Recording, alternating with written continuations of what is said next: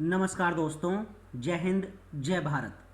आज इस वीडियो में मैं आपको बताऊंगा फाउंड्री टूल्स एंड इक्विपमेंट्स के बारे में।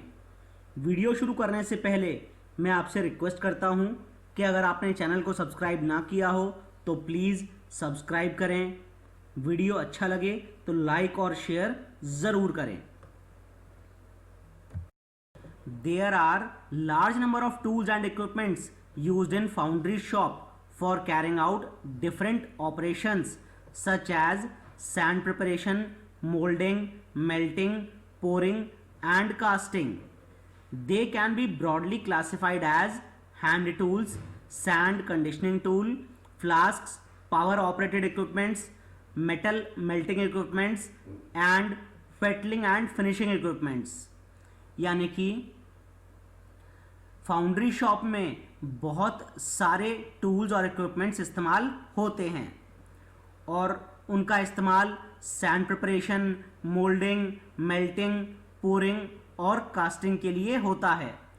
ब्रॉडली उन सब टूल्स और इक्विपमेंट्स को क्लासिफाई किया जा सकता है hand tools, sand conditioning tool, flask, power operated equipments, metal melting equipments और फेटलिंग और फिनिशिंग इक्विपमेंट्स में।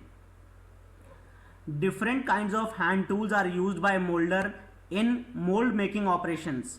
Sand conditioning tools are basically used for preparing the various types of moulding sands and core sand. Flasks are commonly used for preparing sand moulds and keeping molten metal and also for handling the same from place to place. Power operated equipments are used for mechanizing process in foundries. They include various types of molding machines, power riddles, sand mixers and conveyors, grinders, etc.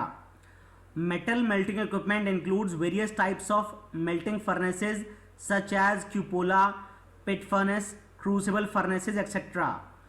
Fettling and finishing equipments are also used in foundry work for cleaning and finishing the casting.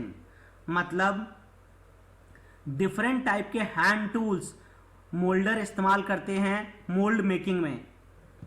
Sand conditioning tools basically इस्तेमाल होते हैं moulding sand और core sand बनाने के लिए।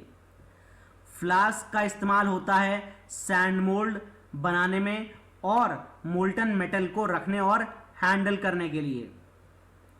Power operated equipments मैकेनाइजिंग processes को करने के लिए इस्तेमाल होते हैं फाउंड्री में।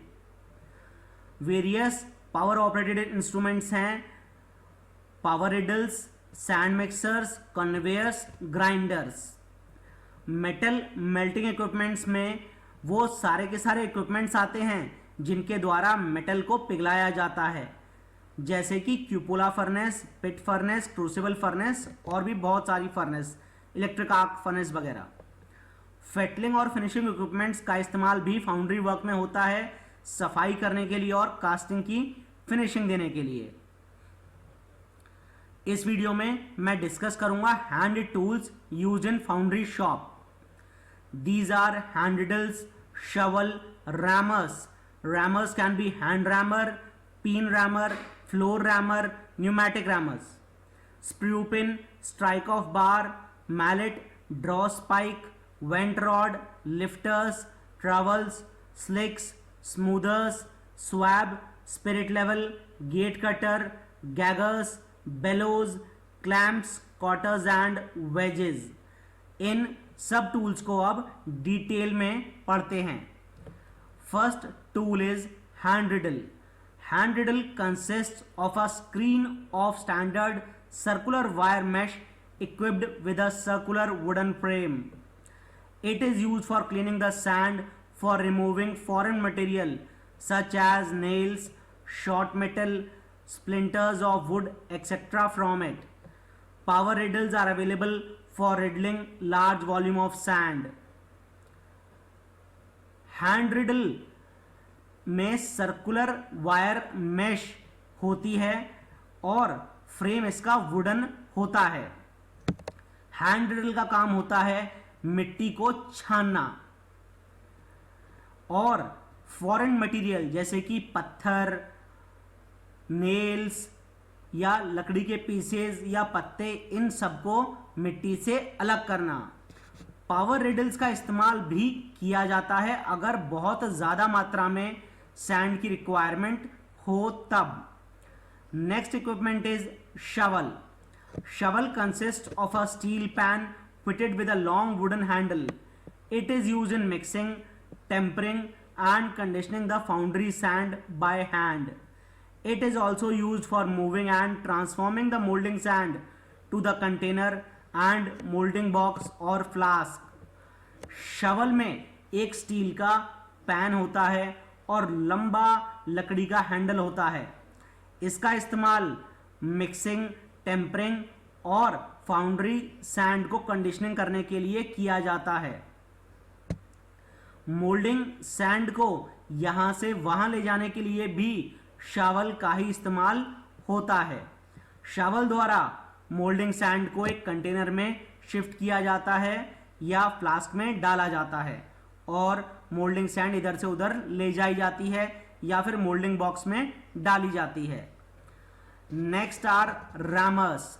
Rammers are required for striking the molding sand mass in the molding box to pack or compact it uniformly all around the pattern. The common form of rammers used in ramming are hand ramming, pin rammer, floor rammer and pneumatic rammer. Rammers का इस्तेमाल moulding sand को moulding box में अच्छे से pack करने के और दबाने के लिए होता है। कॉमन फॉर्म ऑफ रैमर्स हैं hand rammers, pin rammers, floor rammer और pneumatic rammer. Hand rammer is made of wood और metal. It is small and one end carries a wedge type construction called pin and the other end possesses a solid cylindrical shape known as butt. It is used for ramming the sand in bench molding work. Hand rammer लकड़ी या metal के बने होते हैं। Hand rammer size में छोटे होते हैं।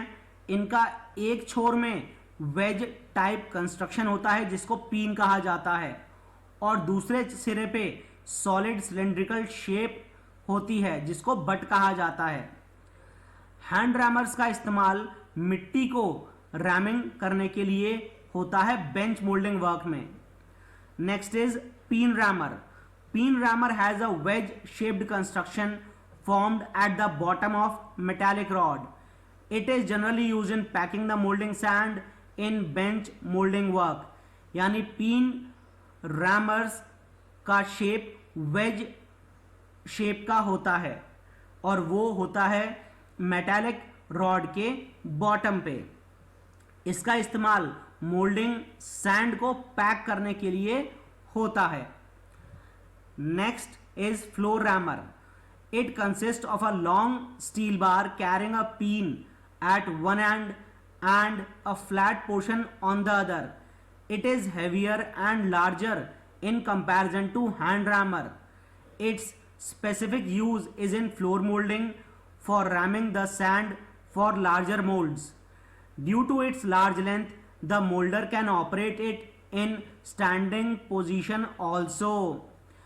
फ्लोर रैमर एक लंबी स्टील का बार होता है। इसमें एक छोर पे पिन होता है और एक छोर पे फ्लैट पोर्शन होता है। हैंड रैमर के मुकाबले फ्लोर रैमर भारी होता है और बड़ा होता है। इसका इस्तेमाल फ्लोर मोल्डिंग में किया जाता है लार्जर यानी बड़े मोल्ड्स के लिए। क्योंकि फ्लोर रैमर की लंबाई ज़्यादा होती है इस वजह से मोल्डर इसको स्टैंडिंग पोजीशन यानी खड़ी पोजीशन में भी इस्तेमाल कर सकता है। Last is pneumatic rammers. Pneumatic rammers save time and labour and they are used for making large moulds. Pneumatic rammers में हवा का इस्तेमाल होता है और ये टाइम और लेबर दोनों बचाते हैं। लार्ज मोल्ड को बनाने के लिए न्यूमैटिक रैमर्स का इस्तेमाल किया जाता है। Next is sprue pin. Sprue pin is a tapered rod of wood or iron which is placed or pushed in cope, to join mold cavity while the molding sand in the cope is being rammed. Later, its withdrawal from the cope produce a vertical hole in molding sand called sprue, through which molten metal is poured into the mold using gating system. It helps to make a passage for pouring molten metal in mold through gating system. Sprue pin एक tapered rod होती है लकड़ी या फिर iron की.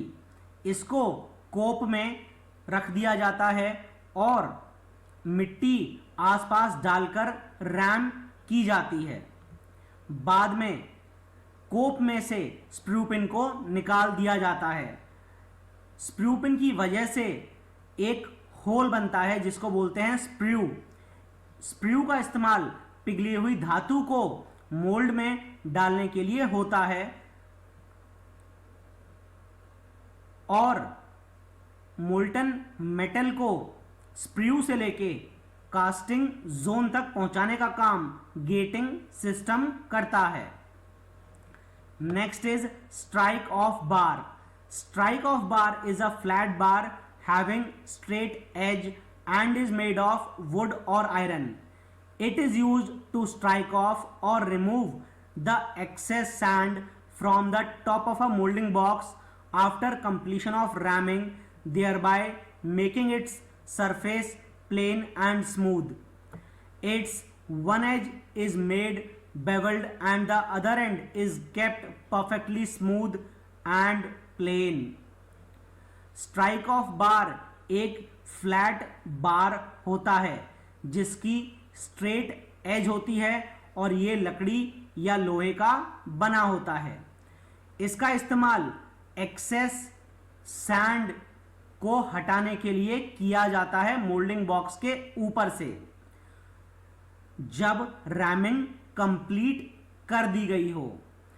इसकी वजह से मोल्डिंग बॉक्स के ऊपर का सरफेस बिल्कुल प्लेन और स्मूथ हो जाता है. स्ट्राइक ऑफ बार की एक एज बेवल होती है और दूसरी एज परफेक्टली स्मूथ और प्लेन होती है. Next is mallet. Mallet is similar to a wooden hammer and is generally used in carpentry और sheet metal shops. It is used for driving the draw spike into the pattern and then wrapping it for separation from the mold surfaces so that pattern can be easily withdrawn, leaving the mold cavity without damaging the mold surface. Mallet लकड़ी की हथौड़ी जैसी होती है और carpentry shop और sheet metal shop में normally इसका इस्तेमाल होता है. इसका इस्तेमाल स्पाइक को निकालने के लिए और उसको रैप करने के लिए होता है जिससे कि मोल्ड को आराम से शेप दिया जा सके और उसका सरफेस डैमेज ना हो. Next is draw spike. Draw spike is a tapered steel rod having a loop और ring at its one end and a sharp point at the other.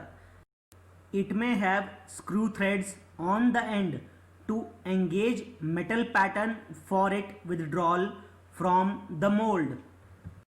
It is used for driving into pattern which is embedded in the molding sand and wraps the pattern to get separated from the pattern and finally draws out it from the mold cavity. यानी draw spike एक steel की rod होती है जिसकी एक तरफ ring होती है और दूसरे की तरफ बिल्कुल शार्प पॉइंट होता है. ड्रॉ स्पाइक में स्क्रू थ्रेड्स भी हो सकते हैं जिससे वो मेटल पैटर्न में आराम से फंसा के मेटल पैटर्न को निकलने में मदद करे. ड्रॉ स्पाइक द्वारा मोल्डिंग सैंड में से पैटर्न को आराम से निकाला जाता है. Next is vent rod. Vent rod is a thin spiked steel rod और wire carrying a pointed edge at one end a wooden handle or a bent loop at the other. After ramming and striking off the excess sand, it is utilized to pierce series of small holes in the molding sand in the cope portion. The series of pierced small holes are called vent holes, which allow the exit or escape of steam and gases during pouring mold and solidifying of molten metal for getting a sound casting. यानी went rod एक बहुत ही बारीक steel की rod या तार होता है जिसमें एक ओर पॉइंटेड एज होती है और दूसरी ओर वुडन हैंडल होता है या फिर बेंट होता है. रैमिंग करने के बाद और एक्सेस सैंड हटाने के बाद वेंट रॉड का इस्तेमाल किया जाता है मोल्डिंग सैंड में छोटे होल्स बनाने के लिए. इन छोटे होल्स में से स्टीम और बाकी की गैसेस मेटल को डालते वक्त और जमते वक्त निकलती हैं. अगर वेंट होल्स ना दिए जाएं तो कास्टिंग अच्छी नहीं हो सकती. Next is lifters. Lifters are also known as cleaners और finishing tool which are made of thin section of steel of various length and width with one end bent at right angle. They are used for cleaning, repairing and finishing the bottom and sides of deep and narrow openings in mold cavity after withdrawal of pattern. They are also used for removing loose sand from mold cavity. Lifters को cleaners या फिर finishing tools भी कहा जाता है. ये काफ़ी पतली स्टील के बने होते हैं और इनका सेक्शन काफ़ी पतला होता है. एक ओर से ये राइट एंगल पर मुड़े होते हैं और इनका इस्तेमाल सफाई, रिपेयरिंग और फिनिशिंग देने के लिए मोल्ड कैविटी के बॉटम को होता है जब पैटर्न को निकाल लिया गया हो. लूज सैंड को मोल्ड कैविटी में से निकालने के लिए भी इनका इस्तेमाल किया जाता है. Next is trowels. Trowels are utilised for finishing flat surfaces and joints and parting lines of the mould. They consist of metal blade made of iron and are equipped with a wooden handle. The common metal blade shapes of trowels may be pointed or contoured or rectangular oriented. The trowels are basically employed for smoothing or slicking the surfaces of molds. They may also be used to cut in gates and repair the mold surfaces. मतलब trowels का इस्तेमाल flat surfaces, joints और parting lines को finishing देने के लिए होता है. इनमें एक और आयरन की बनी होती है और दूसरी तरफ वुडन हैंडल दिया होता है. नॉर्मली ट्रॉवल्स आगे से शार्प पॉइंटेड हो सकती हैं, कॉन्टूर्ड हो सकती हैं या फिर रेक्टेंगुलर हो सकती हैं. इनका इस्तेमाल स्मूदिंग या फिर सरफेसेस को स्लिकिंग के लिए होता है. साथ में ट्रॉवल्स को गेट्स को काटने के लिए और मोल्ड सरफेसेस को रिपेयर करने के लिए भी होता है. हिंदी में ट्रॉवल्स को खुरपी कहा जाता है. Next is slicks. Slicks are recognised as small double-ended mold finishing tool which are generally used for repairing and finishing the mold surfaces and their edges after withdrawal of the pattern. The commonly used slicks are of the types of heart and leaf, square and heart, spoon and bead, and heart and spoon. The nomenclatures of slicks are largely due to their shapes. Slicks double-ended small mold finishing tools होते हैं और इनका इस्तेमाल mould surfaces को repair करने और finishing देने के लिए होता है.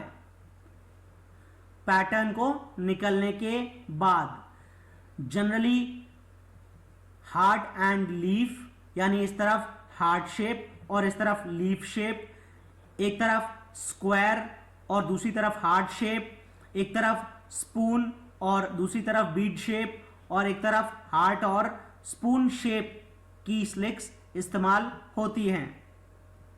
स्लिक्स का नाम उनके शेप के ऊपर होता है। Next is smoothers. Smoothers are given different name according to their use and shape. They are also finishing tools which are commonly used for repairing and finishing flat and round surfaces, round or square corners and edges of molds. Smoothers का नाम उनके इस्तेमाल और shape के ऊपर दिया जाता है। इनको भी फिनिशिंग टूल्स कहा जाता है। इनका इस्तेमाल राउंड सरफेसेस या फिर राउंड या स्क्वायर कॉर्नर्स या मोल्ड के एजेस को रिपेयर या फिनिश करने के लिए होता है। Next is swab. Swab is a small hemp fibre brush use for moisturing the edges of sand mould which are in contact with the pattern surface before withdrawing the pattern. It is used for sweeping away the molding sand from the mold surface and pattern. It is also used for coating the liquid backing on the mold faces in dry sand molds. Swab एक fibre brush का गुच्छा होता है और इसका इस्तेमाल mould में से पैटर्न को निकलने के बाद मोल्डिंग सैंड को निकालने के लिए होता है। इसका इस्तेमाल लिक्विड की कोटिंग करने के लिए भी मोल्डिंग फेसेस पे होता है।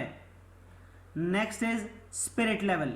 Spirit level is used by moulder to check whether the sand bed or moulding box is horizontal or not. Spirit level का इस्तेमाल मोल्डर द्वारा चेक करने के लिए होता है कि मोल्डिंग बॉक्स हॉरिजॉन्टल रखा हुआ है या फिर नहीं।